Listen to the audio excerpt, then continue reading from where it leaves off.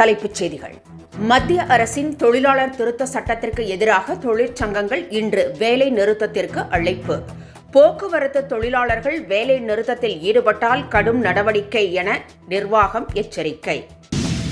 ஒற்றுமை இல்லாமல் இலக்கை அடைய முடியாது என்பதால் கூட்டணி கட்சிகளுடன் இணக்கமாக நடந்து கொள்ளுங்கள். முதலமைச்சர் மு.க. ஸ்டாலின் உத்தரவு.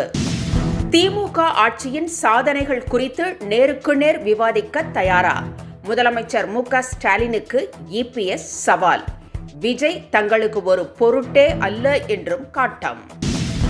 மொழிக்காக போராடுவது ஒரு நோய் என்று RSS தலைவர் மோகன் பகவத் கூறியதற்கு ராஜ் தாக்கரே கடும் கண்டனம். பிராந்திய மொழி கலாச்சாரத்தை அவமதிப்பதை ஒருபோதும் ஏற்க முடியாது என்று எச்சரிக்கை. திமுக கூட்டணியில் ஆட்சியில் பங்கு கேட்க மாட்டோம். இந்திய கம்யூனிஸ்ட் கட்சியின் மாநில செயலாளர் வீரபாண்டியன் விளக்கம். ஜனநாயகத்திற்கு பேராபத்தாக உள்ள பாஜகவை வீழ்த்துவதை இலக்கு எனவும் திட்டவட்டம். இனி விரிவான செய்திகள்.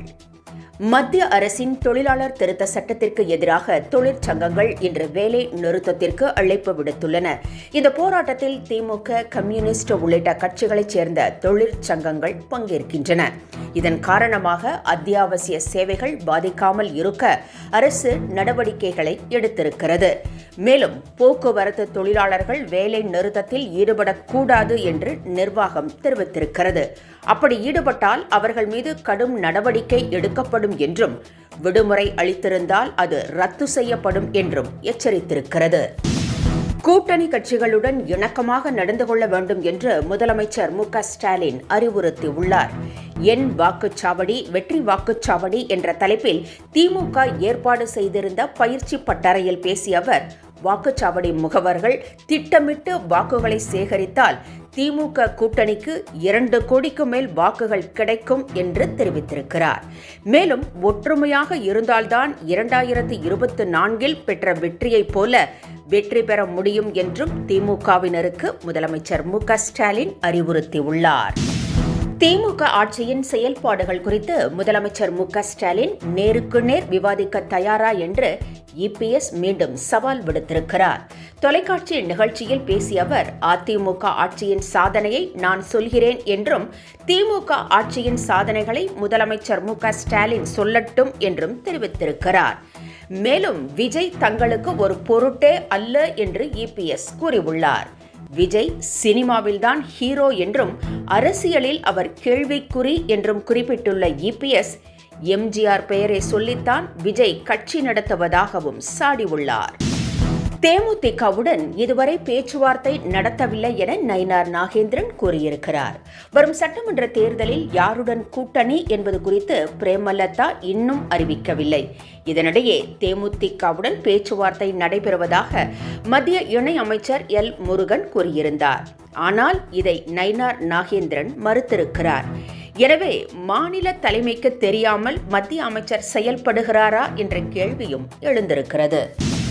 வரும் சட்டமன்ற தேர்தலில் சீட் வழங்கப்படாவிட்டாலும் அவர்கள் விஜயின் வெற்றிக்காக உழைக்க வேண்டும் என்று மாவட்ட செயலாளர்கள் கூட்டத்தில் புஸ்ஸி ஆனந்த் பேசியதாக தகவல் வெளியாகியுள்ளது.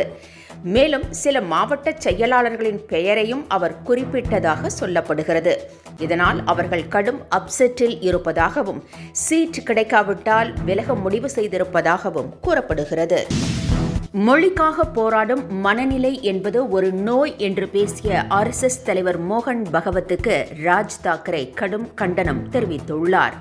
தமிழகம், கர்நாடகா, ஆந்திரா, பஞ்சாப், மேற்கு வங்கம் போன்று மகாராஷ்டிராவிலும் நாங்கள் எங்கள் மொழிக்காக போராடுவது உங்களுக்கு நோய் போல் தெரிகிறதா என்று கேள்வி எழுப்பியிருக்கிறார்.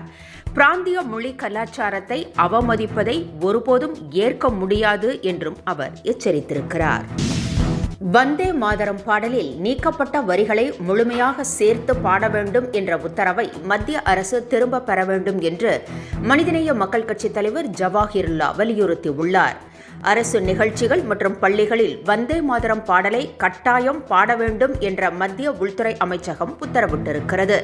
இதற்கு எதிர்ப்பு தெரிவித்துள்ள ஜவாஹிருல்லா, பன்மை சமூக இயல்புக்கு நேர் மாறானது என்றும் அரசியல் அமைப்பு மரபை சிதைக்கும் மத்திய அரசின் கட்டாய அறிவிப்பை திரும்பப் பெற வேண்டும் என்றும் வலியுறுத்தியுள்ளார்.